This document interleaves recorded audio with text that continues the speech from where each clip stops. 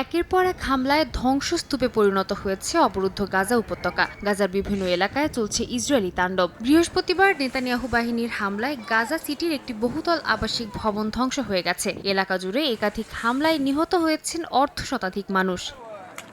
চলমান এই হামলায় ইতি টানতে জাতিসংঘ সাধারণ পরিষদ শুক্রবার একটি ঘোষণা অনুমোদন করেছে। সৌদি আরব ও ফ্রান্সের আয়োজনে জুলাইয়ে হওয়া আন্তর্জাতিক সম্মেলনের ভিত্তিতেই এই ৭ পাতার ঘোষণাপত্র তৈরি করা হয়। ১৪২টি দেশ পক্ষে, ১০টি বিপক্ষে এবং ১২টি দেশ ভোট দেয়া থেকে বিরত থাকে। ঘোষণায় স্পষ্টভাবে উল্লেখ করা হয়েছে ২০২৩ সালের ৭ অক্টোবরের হামাসের হামলা যেমন নিন্দনীয়, তেমনি গাজায় ইসরায়েলের নির্বিচার বোমাবর্ষণ, অবরোধ ও অনাহারও অমানবিক। এতে সৃষ্ট ভয়াবহ মানবিক বিপর্যয় তুলে ধরে তা বন্ধের আহ্বান জানানো হয়। পাশাপাশি দ্বিরাষ্ট্র সমাধানের জন্য সুনির্দিষ্ট সময়সীমা সাপেক্ষ পদক্ষেপ গ্রহণের আহ্বান জানানো হয়।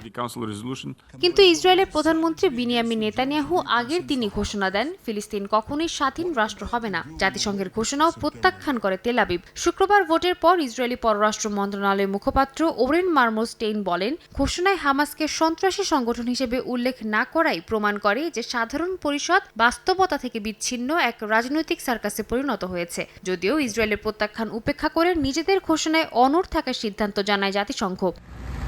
তবে হামাস এই ঘোষণা অনুমোদনকে স্বাগত জানিয়েছে। তারা এটিকে দ্বিরাষ্ট্র সমাধানের পথে একটি গুরুত্বপূর্ণ পদক্ষেপ হিসেবে দেখছে। ভোটের ফলাফলের প্রেক্ষিতে ২২ সেপ্টেম্বর উচ্চ পর্যায়ের সাধারণ পরিষদ বৈঠকে কিছু দেশ আনুষ্ঠানিকভাবে ফিলিস্তিন রাষ্ট্রকে স্বীকৃতি দিতে পারে বলেও জানায় গণমাধ্যম।